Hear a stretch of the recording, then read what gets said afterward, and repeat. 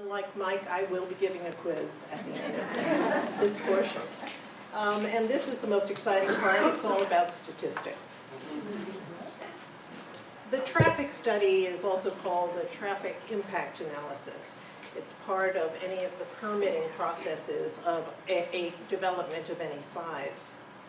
One would think that these studies actually look at the impact of traffic, going by the name and just common sense. Actually, the study follows an arcane formula that's intended to determine only one thing, and that is whether or not the developer has to pay fees. The fees are called concurrency fees, and not one developer has been found to owe any since 2011.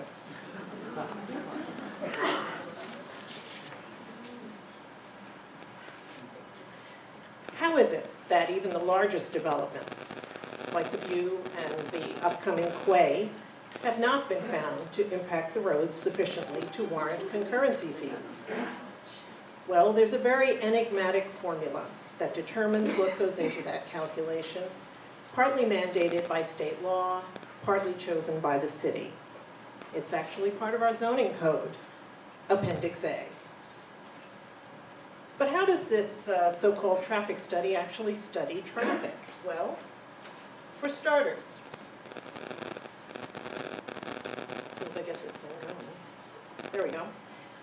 For starters, it looks at whether the new traffic will impact some of the larger roadways by 4.5%. And that at that rate, it would trigger concurrency fees, or that those will be the roadways that are studied to find out whether or not the developer has to pay concurrency fees. But how do we figure out how many vehicles are actually going to be generated by the new development? Those numbers come from a book, appropriately called the Trip Generation Manual, which assigns numbers to the different types of buildings, such as how many cars per hotel room or condos or store. You can see here they have categories, such as hotel, and there will be a number there that will tell you, you multiply that by the number of rooms, for instance. I'm really simplifying this, please bear with me. And that will give you an idea of how many trips will be generated by the hotel. The same goes for retail and other types, condos, residences, etc. It's actually an educated guesstimate. But since this manual is used all over the country, there are questions about the accuracy of it because it doesn't necessarily take into account seasonal trends, urban versus suburban, availability of mass transit, etc. So once we're back to the traffic study now, and once we figure out how many vehicles this new development is going to generate, thanks to the Trip Generation Manual, they go back and take a look at how many trips this site generated in its prior life. Now, why did they do that? Because the developer gets credit for the trips the site's prior use might have generated, depending upon what its former use was. So we use the Trip Generation Manual to say, for instance, well, this used to be a store, so we'll take retail, use the number, figure out the number of trips. Mind you, these trips are per peak hour, per evening peak hour, so it's 1 hour they're always measuring. Here's how it works. Once they figure out how many trips the prior use might have had vested, if the building is demolished, you still get 100% of those trips for the first 5 years.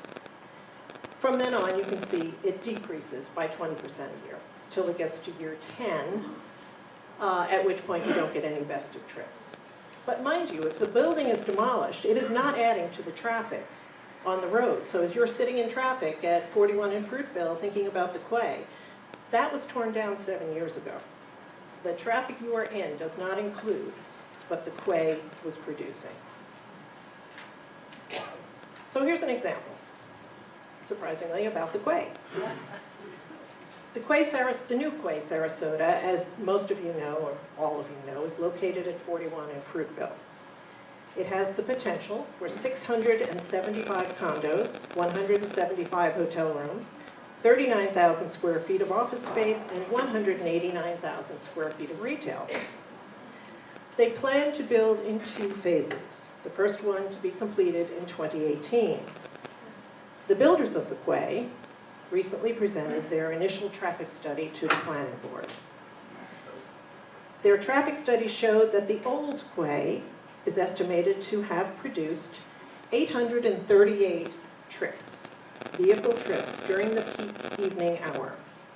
That gives the new quay a trip credit of 502 cars, which is 60% of the original amount because it's been 7 years. The developers of the quay told the planning board recently that their 2018 plan will only include buildings that will produce 502 trips. Therefore, 502 new cars minus 502 vested phantom cars equals 0. No roadway impact. No fees due. Actually, a little statistics humor. Their math actually shows that the traffic will go down by 0.67%. Of course, those 500 estimated cars will be on the road, on and near the Fruitville and 41 intersection. You may notice them once the quay is built. Now comes my favorite part, the peak season conversion factor. This is perhaps the most insidious of all the metrics that are used in traffic studies, and I mean all traffic studies. It's the peak season conversion factor. Since traffic varies dramatically in season and out, I think everyone here will agree with that, they don't always do the traffic counts in season. In fact, they almost never do the traffic counts in season. So what they do is they count out of season, and they multiply it by this peak season conversion factor. But let me ask you this. If I measured traffic in mid-May, how many times greater do you think traffic is in peak season? Someone give me an answer. 10 times. If I measured in May, how many times greater is it in February? 10 times? Oh, wrong. More than that. No, so wrong. According to the peak season conversion factor, it's 15% higher. On top of that, it turns out that the multiplier, which is the peak season conversion factor, is the same for the entire county. So, traffic studies done in Nokomis and Osprey and Lakewood Ranch and other much less busy locations use the same numbers. In fact, just for the irony of it, that chart on top is the peak season conversion factor chart from a 600+ acre Lakewood Ranch development. It's using the same chart that we use here in the city of Sarasota. What's particularly concerning about the seasonal factors is that they are a component not just of our city traffic studies, but of the metrics used to build our roads, bridges, and roundabouts. Here's where our roundabout's going to go. That's Gulfstream. You may have noticed that FDOT has been surveying and preparing their PD&E study at this location during the last month or so. They're getting ready for the roundabout. They did at least some of their traffic measuring in August, mid-August, when there were just so many cars on the road. And for sure, they will be taking that number and multiplying it by the peak season conversion factor in order to come up with the metrics for that roundabout. I asked them, why are you always measuring in the off-season? And I'm not kidding. They told me because they don't want their workers to get hurt.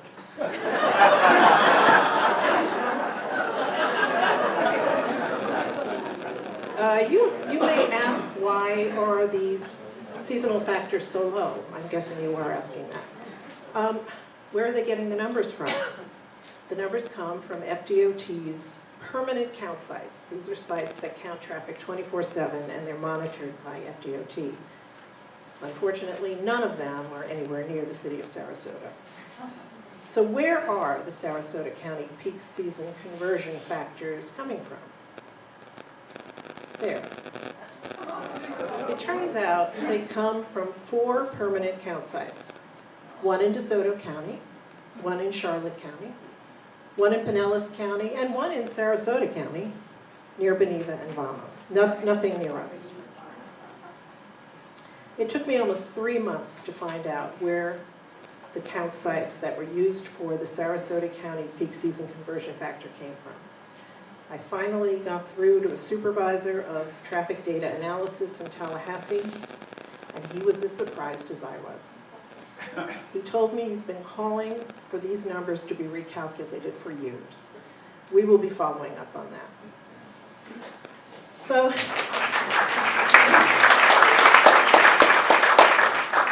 in other words, the Sarasota City traffic studies that accompany requests for building permits are not really a reflection of actual traffic conditions.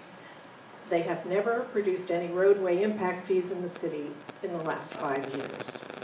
I want to make one thing very clear, though. If developers do not pay a concurrency fee or road impact fee, they are liable for paying something called a multimodal fee. The multimodal fees will finance bike paths, pedestrian amenities, and public transport before they will finance roadways. Those are all good things. But because the developer hasn't had to pay any of these concurrency fees in the last 5 years when the actual format changed, the law changed, we aren't able to actually tell whether or not the roadway fees would be more than the multimodal fees. That's something that we'd really like to look at.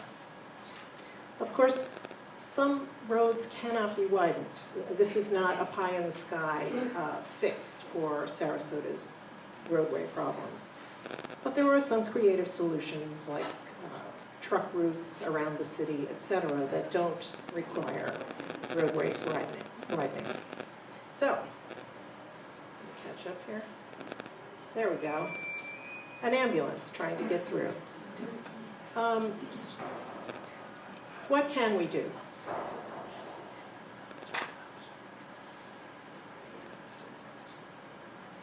The city can look at changing the metrics in concurrency studies to remove vested trips, correct the peak season conversion factor, lower the 4.5% requirement for impact, and enlarge the study area. We should ask the City Commission to look at these possibilities before reducing the frequency of concurrency studies. The city is at the next meeting, it's our understanding, though we don't have the agenda yet, that's on the agenda will be a new transportation plan, a 2030 transportation plan that will reduce the number of concurrency studies. But frankly, we'd rather see those concurrency studies tweaked to see if they actually can be made fruitful for the city before they do away with a lot of them. And secondly, we would encourage the city to add the requirement for all permits for realistic traffic studies. Traffic studies that actually study traffic. These studies should provide a look at on-the-ground conditions and the impact that any new development would have on them. This would create a usable planning document that would be crucial. It can be crucial for decision makers on the City Commission, on the Planning Commission, city staff, county staff, FDOT, and the public at large. Those concurrency studies are very hard to read. I'm not sure how many people who make the decisions in the city actually know how to read them. And I'm talking about city commissioners, planning board members. It's nothing wrong with them. They're written by traffic engineers for traffic engineers. This subject is much more involved than I can present here. And there's more traffic. If you would like a copy of the full traffic study report, it's on our website under Stop Issue Papers. Thank you very much.